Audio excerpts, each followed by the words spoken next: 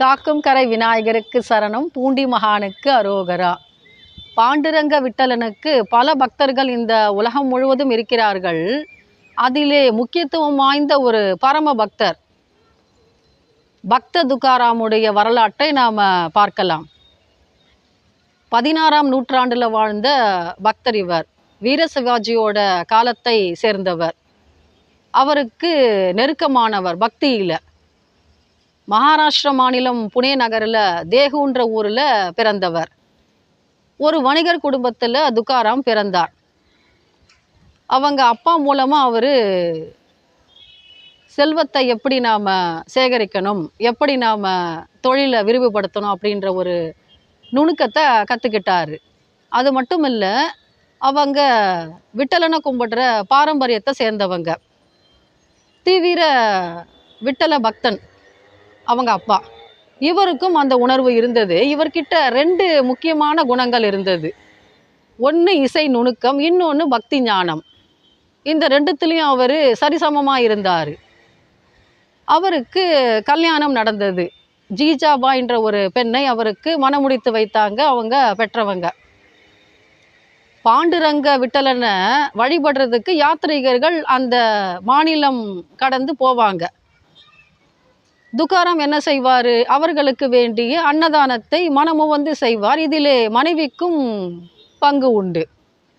இதை அவர்கள் மிகவும் விருப்பத்தோடு செஞ்சாங்க. நம்ம ஊரில் சிவபெருமான் எப்படி பக்தர்களை சோதிப்பாரோ அதே போலவும் இங்கே பாண்டுரங்க விட்டலன் துக்காராம சோதிக்கிறாரு. வளமையாக இருக்கும்போது என்னை வழிபாடு செஞ்ச, வறுமையில் என்னை கும்பிடுவியா, என்னை வழிபடுவியா, பார்த்துடலாம் இல்லையா? வறட்சியை கொடுக்குறாரு முதல்ல அந்த மாநிலத்துக்கு. அதை தொடர்ந்து வறட்சியும் உண்டாகுது. இவர் என்ன பண்ணுறாரு? தன்னுடைய தொழிலை ஒன்றும் செய்ய முடியல, விரிவுபடுத்த முடியலை. ஏன்னா மக்கள்கிட்ட பணம் இருந்தால் தானே மளிகை சாமான் வாங்க முடியும். அதனால் முடங்கி போயிடுது. இவர் என்ன பண்ணுறதுன்னு தெரியல. ஏன்னா இப்போது குடும்பத்தில் இவர் மாத்திரம் கிடையாது இல்லையா? அவங்க மனைவியும் இருக்காங்க, குழந்தைகளும் இருக்காங்க. இவங்களோட தேவைகளை பூர்த்தி செய்யணும்னாக்கா அவர் ஏதாவது வேலைக்கு போய்த்தானே ஆகணும். அப்போது என்ன செய்கிறதுன்னு தெரியல. அப்போ ஜீஜாபாய் ஒரு யோசனை சொன்னாங்க.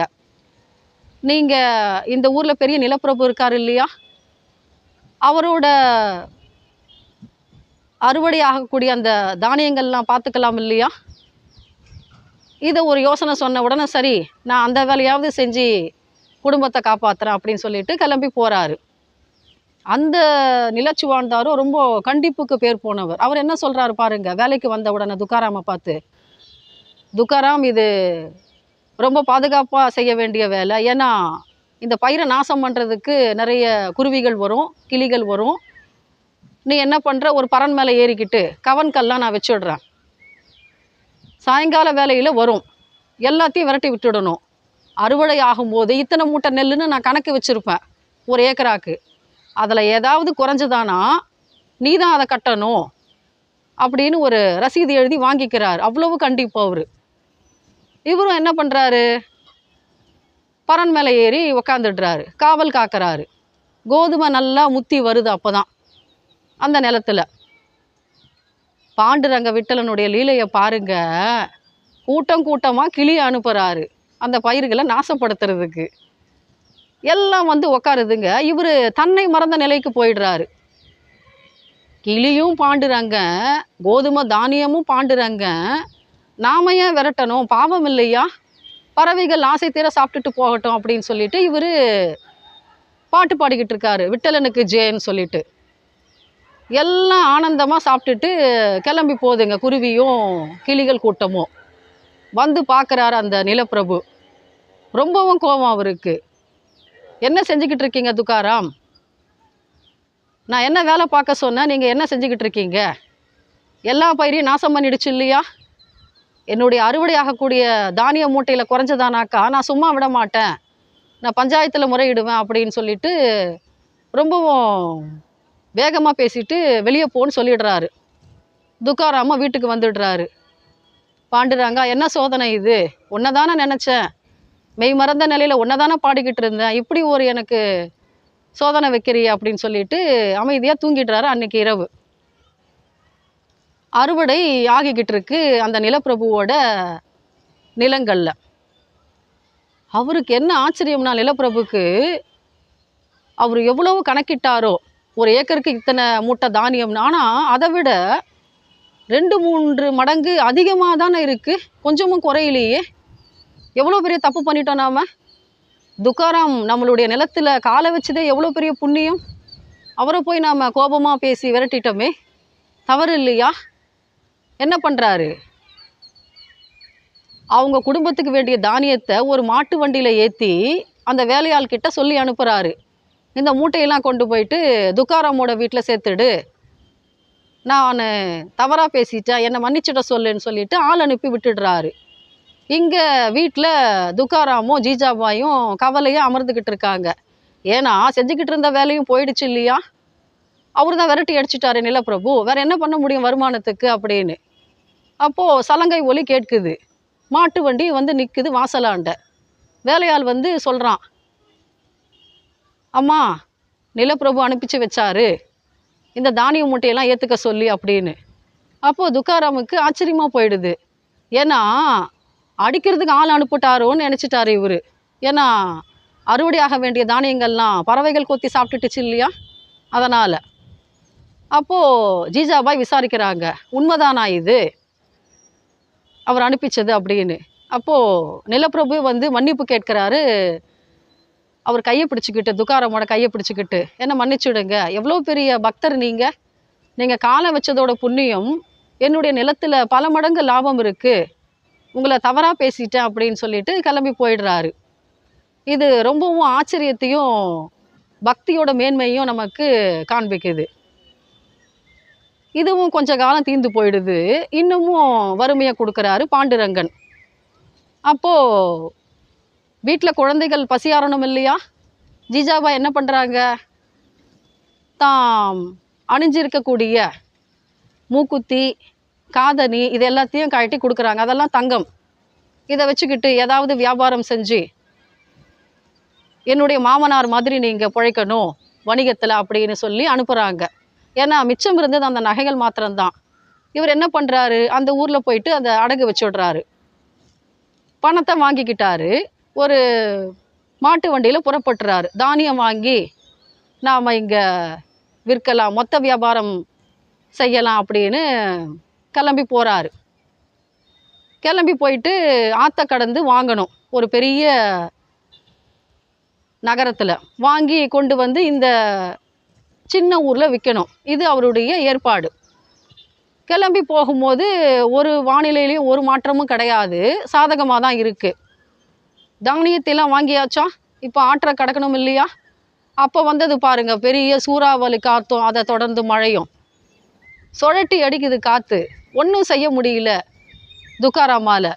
ஏன்னா மாடுகள்லாம் மிரண்டு போயிடுது ஆற்றை கடக்கும்போது. என்ன செய்கிறதுன்னு தெரியல. அவர் என்ன பண்ணுறாரு, மாட்டையும் அவுத்து விட்டுடுறாரு. தானியங்களை ஒரு ஆளாக எப்படி காப்பாற்ற முடியும்.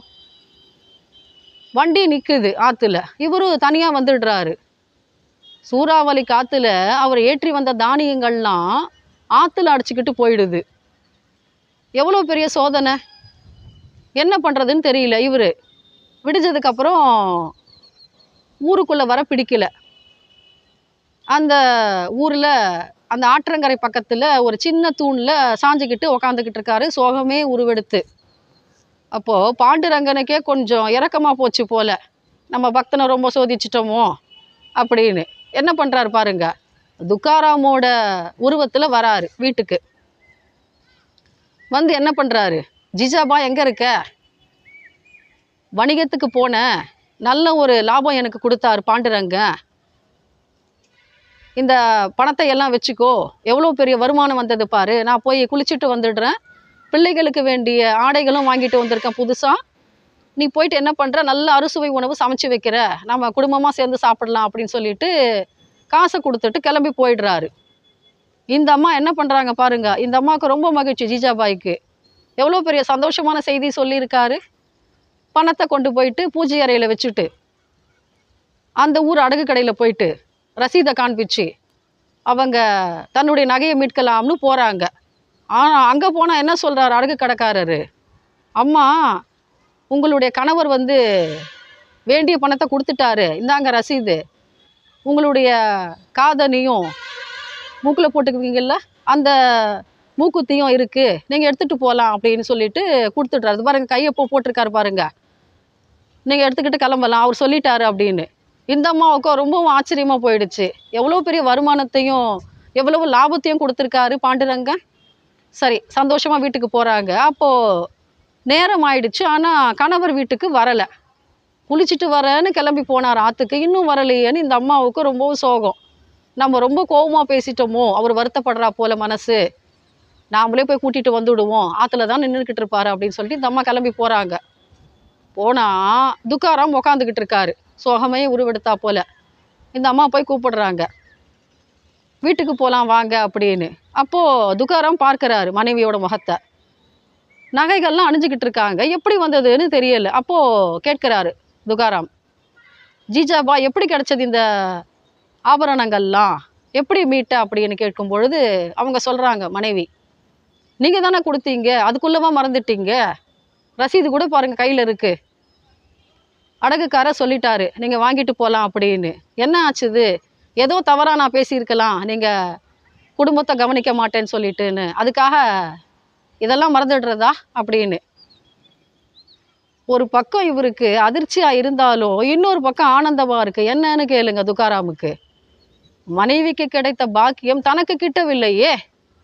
பாண்டுரங்கனேல வந்து தன்னுடைய உருவத்தில் லாபத்தெல்லாம் கொடுத்துட்டு போயிருக்காரு.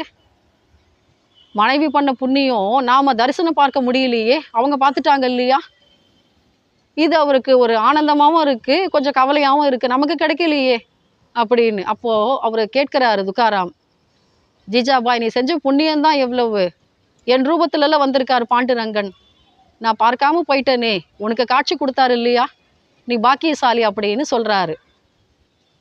இது ஒரு சம்பவம் அவருடைய வாழ்க்கையில் பாண்டுரங்கன் நடத்திய லீலை. இவருக்கு விட்டலன் மீது நிறைய பக்தி பாடல்கள் எழுத வேண்டும் என்ற ஒரு ஆசை வந்து விட்டது. அவர் என்ன பண்ணுறாரு, அபங்கங்கள்னு சொல்லக்கூடிய பாடல்களை எழுதுகிறாரு, ரொம்பவும் இசை நுணுக்கத்தோட. இவர் எழுதிட்டு இருக்கும்போது பல பேர் இவருக்கு பக்தர்களாகி விடுறாங்க, சீடர்களாகவும் ஆகிவிடுறாங்க. ஏன்னா இவர் தன்னை மறந்து பாடுவார் பாண்டுரங்கனை பற்றி. அப்போது வீர சிவாஜி கேள்விப்படுறாரு, என்னுடைய நாட்டில் என்னுடைய ஆட்சி காலத்தில் இப்படி ஒரு பக்தனா நாம் நேரில் போய் பார்க்கணும் அப்படின்ற ஒரு ஆசை வந்தது இவருக்கு. வீர சிவாஜி என்ன பண்ணுறாரு, கிளம்பி போய் பார்க்கலாம், ஏன்னா விட்டலனோட ஆலயத்தில் தான் துக்காராம் பாடிக்கிட்டு இருப்பார், நாம் போயிட்டு அவரை சந்தித்து ஆசி வாங்கிட்டு வரலாம் அப்படின்னு கிளம்பி போகிறாரு குதிரை மேலே. ஆனால் மாறு வேடத்தில் போகிறாரு வீர சிவாஜி. ஏன்னா அவருடைய எதிரி இருக்கார் இல்லையா அவுரங்கசீப்பு, சிவாஜி எப்படியாவது கைது பண்ணி கூட்டிகிட்டு போகணுன்ற ஒரு எண்ணம் வச்சுக்கிட்டு இருக்கான். மாட்டலாமா நாம், தப்பிக்கணும் இல்லையா. அப்போ புத்தி சாதுரியமாக என்ன பண்ணுறாரு வீர சிவாஜி, குதிரை மேலே மாறு வேடத்தில் வராரு அந்த கோவிலுக்கு. பஜனை நடந்துக்கிட்டு இருக்கு. துக்காராம் பார்த்துடுறாரு வீர சிவாஜி வந்திருக்கிறத. அவர் தானே தெரிஞ்சு போச்சு, ஏன்னா ரொம்ப கலை நிறைந்த முகம், வீரம் ததும்பக்கூடிய அந்த தோற்றம், அதை வச்சு இவர் தான் சிவாஜியாக இருக்கணும் அப்படின்னு முடிவு பண்ணிட்டாரு. அப்போது ஒரு நிகழ்வு நடக்குது. என்னென்னா அவுரங்கசீப்போட படை வீரர்களும் வந்து இறங்கிடுறாங்க, எப்படியாவது சுற்றி வளைச்சி வீர சிவாஜியை கைது பண்ணி கூட்டிகிட்டு போகணும் அப்படின்னு. இது தெரிஞ்சு போச்சுது துக்காராமுக்கு. என்ன வேண்டிக்கிறாரு பாருங்க விட்டலன் கிட்ட, எப்படியாவது நீ என்னுடைய பக்தன் சிவாஜியை காப்பாற்றணும் அப்படின்னு. பக்தனோட குரலுக்கு செவிசாய்க்க மாட்டாரா விட்டலன், என்ன பண்ணாருன்றதை நாம் அடுத்த அத்தியாயத்தில் பார்க்கலாம். மீண்டும் சந்திப்போம். காக்கும் கரை விநாயகருக்கு சரணம், பூண்டி மகானுக்கு அரோகரா.